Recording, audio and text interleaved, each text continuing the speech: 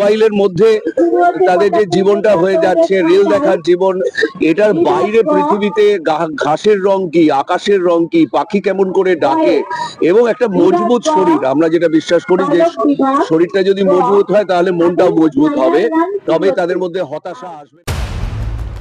শিশুরা একটু মাঠে ফিরুক।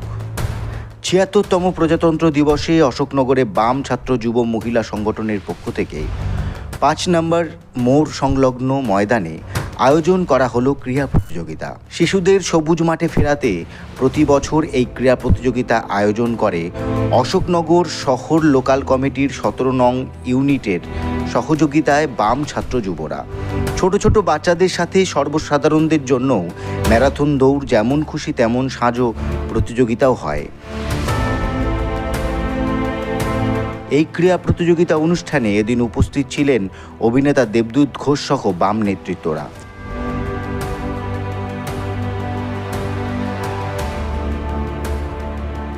নিয়ে আমার সবসময় আগ্রহ আছে, এবং আমাদের দেশে রাজ্যে সারা দেশে যদি চলচ্চিত্রের দিকে তাকাও তাহলে সারা দেশে প্রায় ৮০০ সিনেমা প্রতি বছর তৈরি হয়, এবং তার মধ্যে মাত্র ৩টে কি ৪টে ছবি হয় যেগুলো শিশু মনের বিকাশ ঘটায়। অর্থাৎ শিশুরা তাড়াতাড়ি বড় হয়ে যাচ্ছে, বড়রা তাড়াতাড়ি বুড়ো হয়ে যাচ্ছে।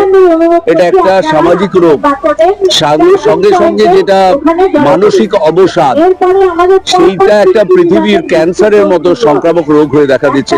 তো সেই জন্য স্পোর্টস অ্যাক্টিভিটি যেগুলো আছে আমাদের ডিওয়াইএফআই এর নেতৃত্বে অশোকনগর অঞ্চলে এত বড় মাঠে এত বাচ্চারা এসেছে। সবই বাচ্চা বলছে এই কারণে এরা বয়সে শিশু, মানে শিশু থেকে কিশোররা রয়েছে, যুবক যুবতীরা নেই, কিন্তু মানে সত্যি ছোটদের নিয়ে এখানে কাজটা হচ্ছে। এবং সেক্ষেত্রে এখানকার যুব সমাজ যেভাবে, বড়রাও যেভাবে এগিয়ে এসেছেন যে শিশুরা একটা অ্যাক্টিভিটির মধ্যে থাকুক। মোবাইলের মধ্যে তাদের যে জীবনটা হয়ে যাচ্ছে, রিল দেখার জীবন, এটার বাইরে পৃথিবীতে ঘাসের রং কি, আকাশের রং কি, পাখি কেমন করে ডাকে, এবং একটা মজবুত শরীর। আমরা যেটা বিশ্বাস করি যে শরীরটা যদি মজবুত হয় তাহলে মনটাও মজবুত হবে, তবে তাদের মধ্যে হতাশা আসবে না। কারণ পারিপার্শ্বিক যা, মানুষের চাকরি নেই, খাদ্য দ্রব্যের মূল্য, ওষুধের মূল্য আকাশ ছোঁয়া, এই অবস্থায় লড়াই করতে গেলে খেলার মাঠে কিন্তু আসতেই হবে। সকাল থেকে জাতীয় পতাকা উত্তোলনের পর থেকেই ছোট ছোট শিশুদের ক্রীড়া প্রতিযোগিতা শুরু হয়। কর্মকর্তারা জানান, মোবাইলে আবদ্ধ এখন বাচ্চাদের একটু সবুজ মাঠে ফেরানোর ছোট্ট প্রয়াস মাত্র। এদিন এই ক্রীড়া প্রতিযোগিতা নিয়ে ছোট ছোট শিশুদের অভিভাবকদের উৎসাহ ছিল চোখে পড়ার মতো। শুধুমাত্র একটা ওয়ার্ডের ছাত্র যুব মহিলাদের দ্বারা সংগঠিত না, গোটা অশোকনগর জুড়েই, শুধুমাত্র ১৭ নম্বর ওয়ার্ড না, গোটা অশোকনগর জুড়েই, অশোকনগরের বাইরেরও ছেলেমেয়েরা, তাদের বাবা মায়েরা এখানে আসে, এবং ২০টার উপরে ইভেন্ট বিভিন্ন বিভাগে তারা নাম নথিভুক্ত করে, এবং গোটা দিনব্যাপী, এবং একদিনেই আমরা সবটা করে পুরস্কার বিতরণী করে আমরা শেষ করি।